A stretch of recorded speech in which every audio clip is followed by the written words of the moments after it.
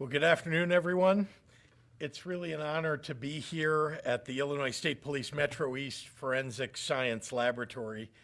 Today, we take a giant leap forward toward bringing sexual assault survivors the justice and closure they deserve. When I came into office, I promised to support and uplift our state's survivors, to put the power back in their hands. We had to fix the systems that are supposed to support them in pursuit of justice. I'm proud to say that we've done just that. We devised a plan and made historic investments into the Division of Forensic Services to hire additional personnel, acquired state-of-the-art robotics to speed up turnaround time, and started using new software to make our laboratories as efficient as possible. We are designing and building a new state crime lab in Joliet and are opening a new lab in Decatur by the end of the summer, increasing even further our ability to handle cases. And we will continue to invest in the tools that help us solve crimes. Just this morning, I signed into law a measure that will add even more cameras to our expressways to catch those who are committing crimes like carjackings. I want to thank Leader Greenwood, who's here with us today, for her leadership and her tireless work on this issue. As a matter of fact, today we are across the street from the newly established Illinois State Police Forensic Science Institute at the Belleville Educational Campus, where the next wave of Illinois' forensic scientists will be educated, trained, and hired. All of these investments are adding up to real, tangible results that are making a difference. Case in point. When I came into office, there was a massive backlog of DNA from sexual assault cases waiting to be processed. In some cases, kits were misplaced or sat on shelves for years. In the worst cases, they were lost entirely. In the past, survivors waited years with no word just to find out that their evidence was never even processed in the first place. That's legally and morally unacceptable.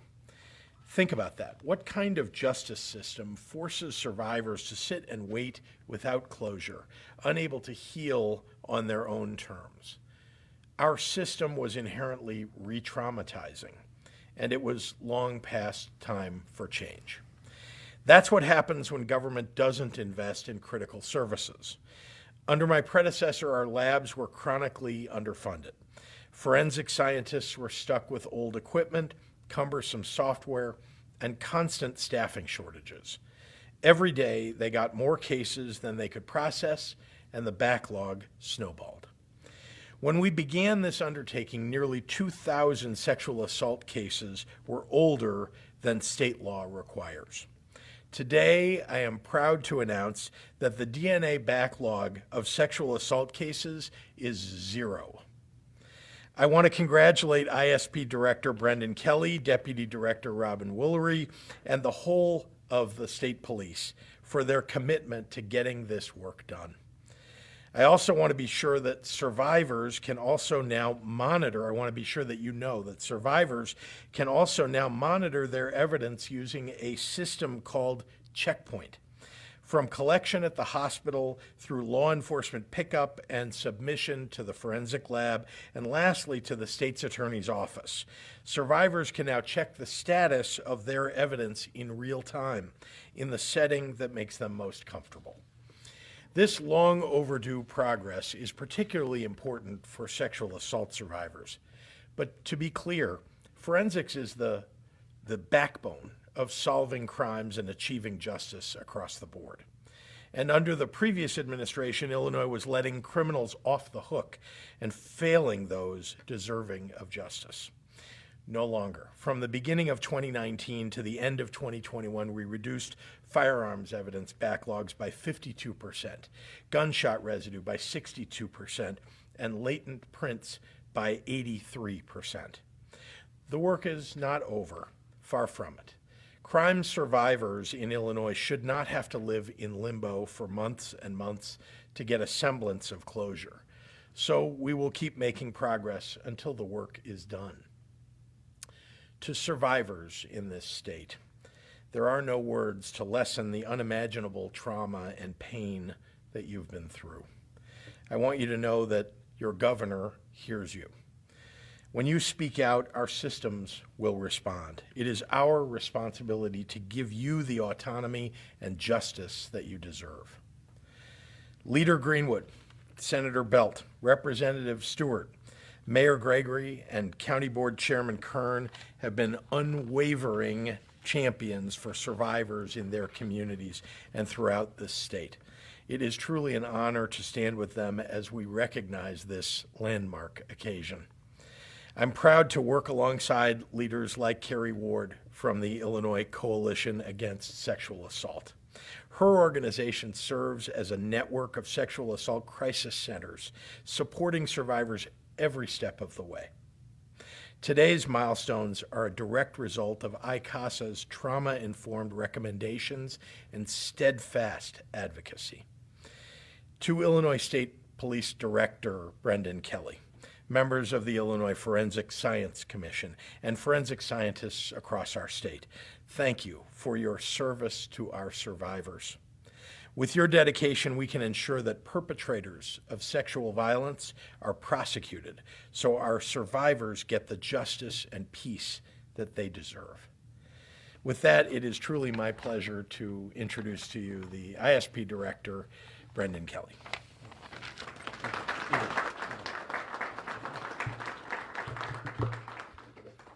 Thank you, Governor Pritzker, and thank you everyone who's here today. To reduce crime and bring justice and healing to survivors, we have to solve crime.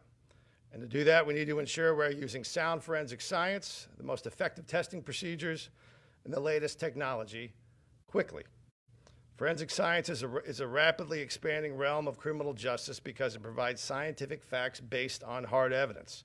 Evidence collected meticulously by law enforcement, crime scene investigators across the state, and submitted to the Illinois State Police Forensic Crime Labs. As a statewide forensic system, and one of the only forensic systems servicing an entire state and one of the largest cities in the United States, Chicago, ISP Forensics is one of the largest forensic systems in the world. Our scientists use well-established scientific methods without bias or prejudice to help establish probative evidence of potential suspects used by criminal investigators, prosecutors, judges, and juries across this state every day.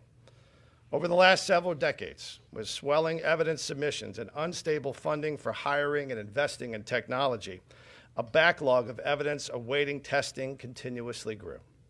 Despite the factors hampering the quick turnaround of evidence, the men and women of the Illinois State Police Forensic Services maintained their unwavering commitment to rigorous scientific standards and an unbiased approach to the evidence presented to them. Understanding the critical importance of reducing delays in evidence testing, the Governor, General Assembly, and ISP leadership initiated an intensive effort to improve efficiency in our labs. Through the implementation of new forensic technologies, including robotics, we have reduced our turnaround times for processing evidence, bringing those who break the law more quickly to justice. We implemented a team-based approach to working cases, focused on accountability, and transitioned to a new, leaner, meaner, paperless laboratory information management system led by our first Deputy Director, Matt Davis. ISP continues to hire additional forensic scientists, piloting fast-track training to ensure we are meeting the statutory timeframes to process evidence even more quickly when possible. Hiring in today's competitive job market is challenging across all industries, but especially in those industries needing specialized education and training like forensic services. In order to sustain our staffing needs, just across the street, we are establishing the Illinois State Police Forensic Science Institute at the Belleville Educational Campus. The Institute will be part of the Illinois State Police Forensic Science Training Program and will allow ISP to train additional forensic scientists, crime scene investigators, and our other law enforcement partners, some of you are here today, to continue ISP's mission and our collective mission to accurately process forensic evidence as quickly as possible. We're also building a new state-of-the-art crime lab near Joliet, thanks to the strong bipartisan support of the governor's infrastructure investments, and opening another in Decatur with the support of this fiscal year's budget recently also signed by the governor. To help guide our path forward, the Illinois Forensic Science Commission, also signed into law by the governor, which met for the first time in March, will review all aspects of forensic services with the goal of reducing or eliminating inefficiencies that contribute to backlogs with a focus on education, training, and funding. The commission will evaluate and make recommendations on the legal and ethical implications of new technologies as they develop, and will explore the use of forensic evidence in the courtroom to put Illinois at the cutting edge of forensics. Stable, sustained investment in forensic services will allow ISP to continue processing evidence in a timely manner and put those who commit crime behind bars and bring justice to victims. Now, every great scientific effort comes in phases. The space race began with the Mercury program, and then the Gemini program, and then the Apollo moon landing. So complying with state law, as we finally have reached this mark, when the General Assembly put down this mark of 180 days over a decade ago, complying with that and finally getting under 180 days is just the first phase of that enterprise. And we are going to be holding ourselves accountable to reaching the 90-day mark in the next phase as we get faster and faster in the years ahead. Survivors of sexual assault and all crimes are often able to find some sense of closure through successful prosecution of cases, and our goal is to help bring that sense of closure as soon as possible so the healing can begin, not just in the forensic discipline of biology, DNA. That's why I'm pleased to report in the forensic discipline of trace chemistry, 2021 ended with the lowest backlog in 8 years. In biology, the lowest backlog in 11 years. In toxicology, with the lowest backlog in 15 years. Firearms with the lowest backlog in 18 years. Footwear with the lowest backlog in 20 years. Chemistry with the lowest backlog in 28 years. And latent prints with the lowest backlog in 31 years. And Governor, when you interviewed me for this job, you said rebuild the Illinois State Police and attack the forensic backlog. Well, thanks to the amazing people of the Illinois State Police, to the brilliant servant scientists working in our labs every day, we are getting it done day by day, and I'm so grateful to them and for your encouragement. And with that, let me hand it over to my friend, colleague, Kerry Ward.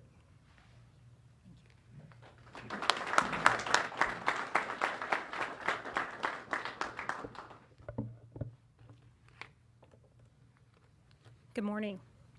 Good afternoon, actually, right? Thank you so much for the opportunity to join you here today to recognize a milestone in the effort to reduce the backlog of evidence collection kits. My name is Kerry Ward, and I'm the Chief Executive Officer for the Illinois Coalition Against Sexual Assault. We represent 30 rape crisis centers and their 58 satellite offices across the state of Illinois. Today provides an opportunity to recognize continued progress. When ICASA became a part of the initial Illinois Joint Task Force, the horror stories of evidence collection backlogs were numerous. Kits were found untested across the state. The wait time for results from kits that were tested stretched into years instead of months or weeks. Today, we can acknowledge substantial progress the Illinois State Police has made to decrease the turnaround time in processing sexual assault assignments. ICASA appreciates the steps the Illinois State Police, the crime labs, local law enforcement, and Director Kelly have taken to improve the system for survivors. And we are particularly grateful for the work of the initial Joint Sexual Assault Task Force, the Forensic Science Task Force, and the Forensic Science Commission, approved by the General Assembly and signed into law by Governor Pritzker last August, to expand our ability to identify and overcome the internal and external challenges that limit our capacity. I was invited here today to address what the decreased turnaround time means for survivors of sexual assault. It means that survivors are important and that the trauma of their sexual assault experience is recognized. It means that survivors were heard when we said 12 months, 18 months, or more is too long to wait for evidence kits to be processed. It means that offenders can be brought to justice more quickly, hopefully preventing additional victimizations. And it means that communities may feel safer because efficient processing of evidence collection kits could expedite criminal cases.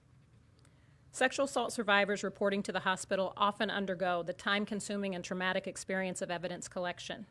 And if a survivor has chosen to undergo the evidence collection process, they deserve to have their kits tested in a timely and efficient manner. The analysis is crucial in criminal cases moving forward, and our state has been doing better. Survivors should not be forced to wait in an analysis limbo for months or even years before hearing whether their case can move forward. And Illinois is doing better by survivors. We are relieved and heartened by that progress. But our work here isn't done. We must continue to address the barriers, both internal and external, that prompt us to recognize 6 months or 180 days as cause for celebration, because 6 months is still a long time for survivors to wait. We cannot be complacent with our progress. ICASA supports making sure the resources that are needed to continue down this positive path are available, whether it be for staffing, funding, communication, or other challenges. We need to remain laser-focused on our collective goal of creating the shortest attainable timeline for ensuring that all cases are being investigated and processed in an efficient and expeditious manner that sexual assault survivors deserve. Thank you for your work, for your commitment, and for your dedication to making Illinois a state that supports, prioritizes, and assists survivors of sexual assault in their pursuit of justice. We need to be leaders in this fight. Thank you.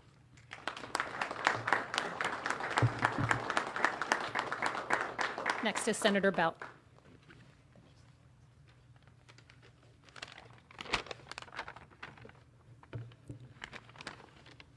Good afternoon.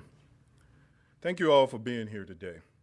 Director Brendan Kelly and the Illinois State Police have worked to eliminate the forensic backlog to help ensure justice for survivors of sexual assault. Through a number of technologies and hiring efforts, we have seen the impact. Their efforts to find the most influential strategies to do this is outstanding. It is a great example of the dedication to prioritize survivors of sexual assault. Prior to serving in the Senate, I had an 18 career in law enforcement and corrections, spending 16 years with St. Clair County probation and detention, and 2 years as the Regional Deputy Director of Aftercare for the central and southern regions of Illinois. So for me, that experience has shone a light on the commitment of the Illinois State Police's work. I'm proud to see that a new Illinois State Police Forensic Science Institute will be coming to the Belleville Educational Campus. The facility will bring new opportunities and additional training programs to the Metro East. It will build upon the progress they've made and will have the tools and resources to give the Metro East survivors the peace of mind when looking for answers. I'd like again to thank the Illinois State Police for their hard work, and I look forward to continuing prioritizing justice for survivors of sexual assault. With that being said, it is my honor to bring Leader Greenwood up to the lectern. Thank you all.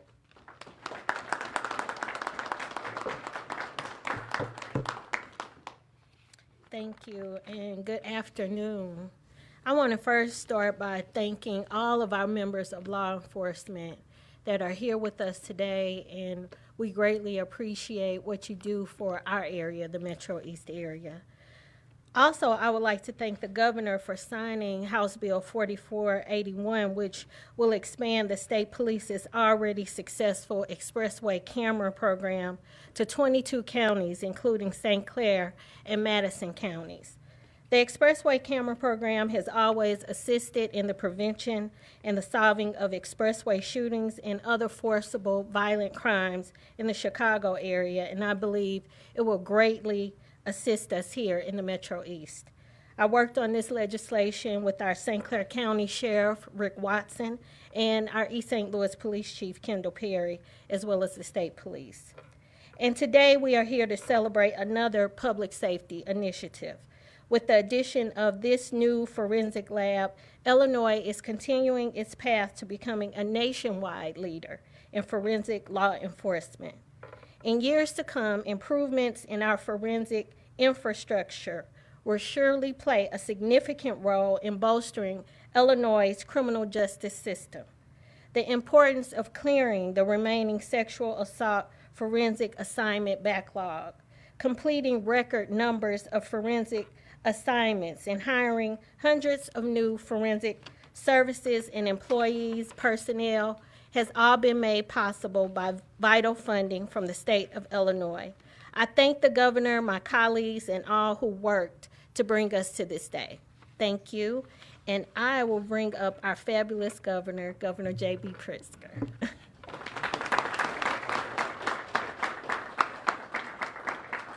Thank you. Happy to take any questions from members of the media. If we have any questions. Yes, we know that the city of Belleville invested about $3 million to buy the former Lindenwood campus, and that the Forensic Training Center is going there, and that the Illinois Community College Board has given a grant to SWIC to manage the facility for about $6 million. Are there any other plans for the state of Illinois to invest in this property, or is there anything we don't know about yet that might be coming from the state on this? I'm going to let the director speak to it. He and I talk regularly. I mean, you should know what a great advocate he is for ISP. He is in the ears of every deputy governor, in my ear, all the time, to make sure that we're including in our budget what's necessary to make improvements to uplift the ISP and, of course, public safety more broadly. I really am proud of the work that he's doing, so I'm going to turn it over to him. Thank you, sir. I'll take this one. I'll do my best on that. So this is our first foray into this from the Illinois State Police perspective, partnering with the city of Belleville to use the facility that they have now acquired. In addition to working with, I expect our partnership with the Police Academy at SWIC. SILAC is also coming to this area, the Southern Illinois Law Enforcement Commission, which I was a member of many years ago, but will help have training for other law enforcement agencies. I expect the ISP will be able to combine some of our training efforts here with that. So you're going to see a lot of ISP in this neighborhood. You're going to see a lot of other law enforcement agencies besides the city of Belleville, their presence here. I know that there's also the funding to be able to acquire that facility. There's potentially existing funding there. Part of that is the budgeting process. We'll see if that is going to be able to free up additional opportunities for this location. But I can tell you that I'm working with the mayor here, the Illinois State Police, because we are having this lab here, which is a really great facility. This is a sort of a jewel of our laboratory system. This is frankly, an anchor for the growth of the opportunities that are across the street there for the city of Belleville. So it makes perfect sense for us we've been looking for a place to have our Forensic Sciences Institute, and this just made perfect sense with this facility here, with facilities across the street that are already set up for academics. They're already set up for training. They have some lab space over there. There's a little bit of upgrading that we have to do to make it appropriate for training for our purposes. But we think this is just the beginning of that process. So I don't think it's going to be a one-time investment here. I think we're going to see other opportunities where we're going to work with everybody in the General Assembly and the governor, and possibly return in a yearly budgeting process to figure out what other opportunities there are here for us to build on the progress we've made in terms of forensics, and that could benefit other opportunities in terms of training for law enforcement. Any idea at this point what level of investment it's going to take to convert the former Lindenwood into what you need, and any timeline? For us, it's pretty minimal. For us, the space is for in terms of training, there's a little bit that we have to do, but not beyond our existing budget. So we need these areas, we need these facilities, we budget for these things, we plan for these things. So it's not a radical overhaul at all that we have to do. We're planning on this year we'll have people in there getting training. So this is real. This is happening. The intergovernmental agreement is signed, approved. I believe the city council approved it. So we're ready to start training people over there. Thank you, everyone. All right, very good. Thank you.